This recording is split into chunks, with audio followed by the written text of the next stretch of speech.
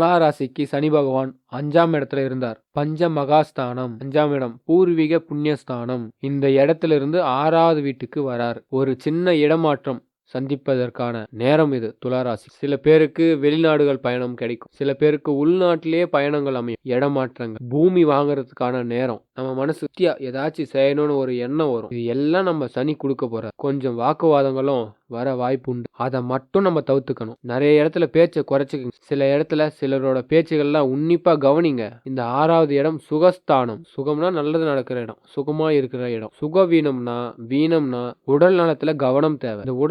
இந்த உடல் நலத்துல எப்ப குறைவு ஏற்படும்னா, எவனாவது ஏதாவது ஒண்ணு சொல்லும் போது அதுல நம்ம பிரஷர் ஆகிறோம் பாருங்க, அதுலதான் பிரச்சனையும் உண்டாகும். அதனாலதான் நான் சொல்றேன், எவனாச்சும் சொல்லுவான், விஐபிகளை திட்டுறது தானே மற்றவங்க வேலை, நம்ம கிட்ட குரலை உயர்த்தி பேசுவாங்க. இதெல்லாம் நீங்க பெரிய அளவுல எடுத்துக்காதீங்க. இந்த சுகவீனஸ்தானம் 6வது வீட்டுக்கு சனி என்ட்ரி ஆகிறாரு. ராசியிலிருந்து 6வது வீடு. சனி என்ன பண்ணுவாரு, உங்க முன்னாடி யாராச்சும் குரலை உயர்த்தினாங்கன்னு வச்சுக்கோங்க, குரல் வளையத்தை நெரிச்சிருவார். உங்களை வச்சு யாராச்சும் அதிகாரம் பண்ணாங்கன்னா அவருக்கு அதிகாரம் இல்லாம பண்ணிடுவார். உங்களை யாராச்சும் டெபாசிட் இழக்க வைக்கணும்னு நினைச்சாங்கன்னு அதுவும் சனி பார்த்துப்பாரு. அதனால சனி இப்போ உங்களுக்கு சப்போர்ட் பண்ண போறாரு. இதுதான் உண்மை. மறக்காம லைக் பண்ணுங்க. நீங்க துலா ராசியில என்ன நட்சத்திரம்னு கமெண்ட் பண்ணுங்க. இந்த ஆண்டை எப்படி கையாளணும்னு சொல்லிட்டு தொடர்ந்து வீடியோ வரும். சப்ஸ்கிரைப் பண்ணிக்கோங்க. யாருக்காச்சும் 2 பேருக்கு ஷேர் பண்ணுங்க. துலா ராசியில சனி பகவான் உச்சம் பெற்றவர். துலா ராசியில் அதிபதியான சுக்கிரன் துலா ராசியில் சனி பகவான் உச்சம் பெற்றவர். துலா ராசிக்கு அதிபதியான சுக்கிரன் மீன ராசியிலே உச்சம் பெற்றிருக்கு. நல்லா கவனிக்கணும். உச்சக்காரகனும் மீட் பண்றாங்க. துலா ராசியில சனி உச்சம், மீன ராசியில சுக்கிரன் உச்சம். யாரு? துலா ராசிக்கு அதிபதி. அந்த டாப் கிளாஸ் காரனையும் இந்த உச்சக்காரனையும் மீட் பண்ண போறாங்க. அப்ப காஸ்ட்லி பொருள்லாம் ஈஸியா வாங்குவீங்க. அப்ப விலை மதிக்க முடியாத பொருட்கள் எல்லாம் ஈஸியா வாங்கி. இந்த 2.5 வருஷத்துல சில பேர் கார் வாங்கறதுக்கு கூட வாய்ப்பு இருக்கு. வசதிகள் வாய்ப்புகள் வரக்கூடிய நேரம், தனம் பெருகக்கூடிய நேரம், எலக்ட்ரானிக்கல் பொருட்கள் வாங்கக்கூடிய நேரம். உங்க வாழ்க்கையை சொகுசா வாழ போறீங்க. ரொம்ப சொகுசு சொக வாழ்க்கை. ரொம்ப நாள் கழிச்சு நிம்மதியா இருக்க போறீங்க. இது உண்மை, நம்புங்க. ரொம்ப நாள் கழிச்சு யாரு நம்மளை கழுத்தாத்தாங்களோ, ஏன்னா ரொம்ப நாளா குடும்பத்துக்காக கஷ்டப்பட்டு நம்ம சந்தோஷம் இல்லாத போய், கடவுளே நான் ரொம்ப நல்லா இருக்கணும்னு ஆசைப்படுறேன், நான் ஏன் இவ்வளவு சிரமத்தை சந்திக்கிறேன்னு தெரியல நீங்க நினைக்கிறீங்க. பண்ண பிரார்த்தனைகள், நீங்க செஞ்ச பிரார்த்தனைகள் உங்களை கைவிடல, நீங்க பண்ண பரிகாரங்கள் உங்களை கைவிடல. சில உறவுகள் கைவிட்டு அந்த உறவுகள் கூட ஏங்கி இப்ப பாக்குது, மாமா உன்னை அழைக்கிறேன். இதுதான் துளாராசி. பெரிய கட்டமைப்பை உருவாக்குறீங்க துளாராசி. எவ்வளவு பெரிய விரயங்கள் வந்தாலும் அதை சமாளி. சேஃப் ஜோன் பண்ற டைம். பணத்தை கொடுக்கிறார், சேஃப்டி பண்றார், நிறைய வரத்தை கொடுக்கிறார். ஒண்ணுதான், நீங்க உடம்ப மட்டும் பாத்துக்க. உடல்நிலையே பாத்துக்கிறது ரொம்ப ரொம்ப பரபரப்பா இருக்கிறேன்னு சொல்லிட்டு சாப்பிடாமலாம் இருக்கக்கூடாது. அதுதான், வேற ஒண்ணுமே கிடையாது. அதே மாதிரி இந்த சொல்ல போனா துளாராசிக்கெல்லாம் நீர் சம்பந்தப்பட்ட பிரச்சனைகள் ஏற்படும். சில பேருக்கு யூரின் ப்ராப்ளம். அதனால சுடு தண்ணி குடிங்க, சுடு தண்ணியில குளிங்க.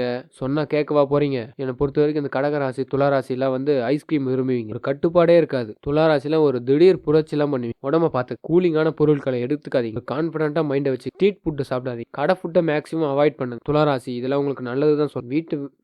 வீட்டு சமையல் மட்டும் சாப்பிடு. அவுட்ல செய்யற எந்த ஃபுட்டும் சாப்பிடாதீங்க. ஏன்னா சுகவீன ஸ்தானம். இப்ப நீங்க ஹெல்த்தியா இருக்கணும்ல, நான் சொல்றது சரிதானே? நம்ம தானே குடும்பத்தை பாத்துக்கணும். நம்ம போய் ஜலதோஷத்துல நம்ம தானே குடும்பத்தை பாத்துக்கணும். நம்ம போய் ஜுரத்துல பத்துட்டோம்னா, இந்த நேரத்துல போய் ஜுரத்துல படுத்துட்டா, செல்போன்ல ஃபுல் பிரைட்னஸ் வச்சு பார்க்காதீங்க. கண்ணுக்கு ரொம்ப ஆபத்து. கேட்கவே மாட்டீங்க. பவரை கம்மி பண்ணுங்க. எல்லா ராசி கண் பார்வைகள் கம்மியாகிறதுக்கு வாய்ப்பு. கண் பார்வைகள் கம்மியா, இதெல்லாம் பயப்படுறதுக்கு கிடையாது, முன்னெச்சரிக்கையை தான் கொடுக்குறேன். துளாராசிக்காரங்க இது கண்டிப்பா செஞ்சீங்கன்னா சக்சஸ் ஆகும். துளாராசிக்கு தெய்வ பலம் உண்டு. விநாயக பெருமானை தொடர்ந்து வழிபாடு பண்ணுங்க. டெய்லியும் பிள்ளையார கையெத்து கும்பிடுங்க. சிறப்பா இருப்பீங்க. சப்போர்ட் பண்றதுக்காக சனி உள்ள வராரு. கடந்த 5 வருஷம் உங்க லைஃப்ல முன்னேற்றமே இல்லாம ஆகிட்டாரு. அதுவும் நிறைய ஏமாற்றாங்க. குடும்ப உறுப்பினர்களால் ஏமாற்றம், குடும்ப அங்கத்தினர்களால் ஏமாற்றம், துரோகங்கள், இதெல்லாம் பார்த்து புளிச்சு போச்சு. கடவுள் உங்களை அப்படியே டிரான்ஸ்பர் பண்றதுனால துளாராசிக்காரங்களை கெடுத்த சனி கொடுக்கிறார். ஏன்னா சனி உங்களுடைய உச்ச வீடு. கெடுத்த சனி கொடுக்க போறார். அவன் முதல்ல உங்களுக்கு ஸ்கெட்ச் போட்டான், நீங்க கேட்கல. நீங்க தான் காது கொடுத்து கேட்க மாட்டீங்க. காது கொடுத்து கேளுங்க. கடவுள் உங்களுக்கு பல இடத்துல ஹெல்ப் பண்ண போ. துளாராசியை பொறுத்த வரைக்கும் சுக்கிரன் அனுகிரகம்.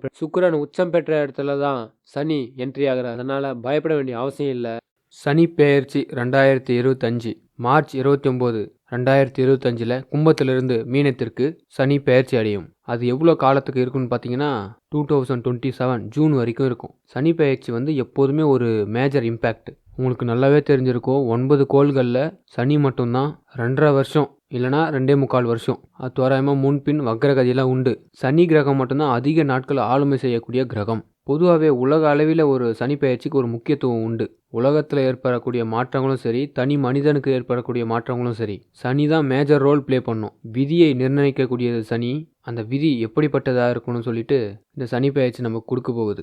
சனி பெயர்ச்சியை கண்டு நீங்கள் பயப்படவே வேண்டாம். சனி பகவான் இப்போ கடந்த ஒரு 3-4 பெயர்ச்சிகளாக பார்த்தீங்கன்னா 6 மாதம் தன்னுடைய இடத்துல இருந்து இன்னொரு இடத்துக்கு போகிறாரு. அதாவது கும்பராசியில் இப்போ சனி பகவான் இருக்கிறாரு. இந்த கும்பத்திலிருந்து சனி பகவான் 2025 மார்ச் மாதம் மீன ராசிக்கு பெயர்ச்சி அடைகிறார். நல்லா கவனிங்க. அங்கே ஒரு 6 மாத காலம் இருக்கிறாரு. 6 மாதம் மீனத்திலிருந்து ஏப்ரல், மே, ஜூன், ஜூலை, ஆகஸ்ட், செப்டம்பர் வரைக்கும். திரும்ப அக்டோபர் மாதம் கும்பத்துக்கே வராரு. கும்பராசிலிருந்து போயிட்டாருன்னு ஒரு மகிழ்ச்சியாக இருந்த நம்மளுக்கு அக்டோபர் கிட்ட திரும்பி நம்மக்கிட்ட என்ட்ரி ஆகுறாரு.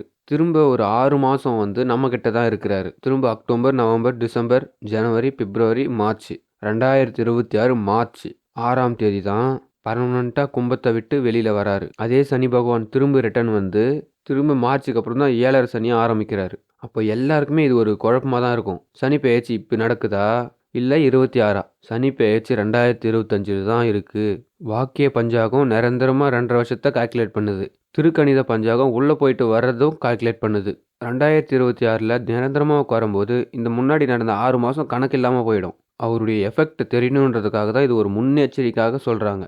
முதல்ல இந்த 6 மாதம் நீங்கள் சரியாக பயணத்தை பண்ணிட்டீங்கன்னா அடுத்த 2.5 வருஷம் இதுதான் உங்கள் வாழ்க்கைன்னு தெரிஞ்சிடும். இப்போ சனி பெயர்ச்சின்றது இதுதான். 6 மாதம் நீங்கள் ரொம்ப கேர்ஃபுல்லாக இருந்தீங்கன்னா 2026 மார்ச்சுக்கு அப்புறம் எல்லா விஷயத்துலையும் உங்களுக்கு சக்ஸஸ் வரும்.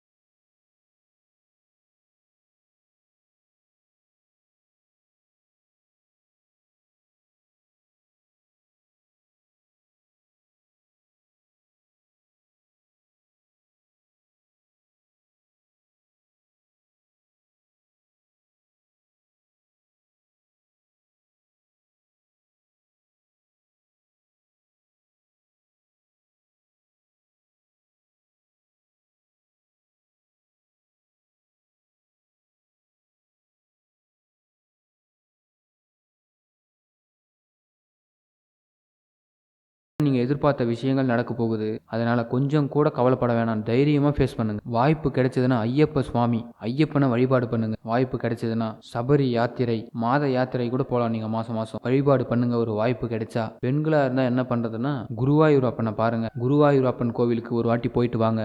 நிச்சயமாக ஹரி நாமம் இந்த வருஷத்தில் நிறைய சொல்லுங்க. விஸ்வரூபம் தரிசனம்னு சொல்லுவாங்க. திருச்செந்தூர் சென்று விஸ்வரூபம் தரிசனம் செய்யுங்க.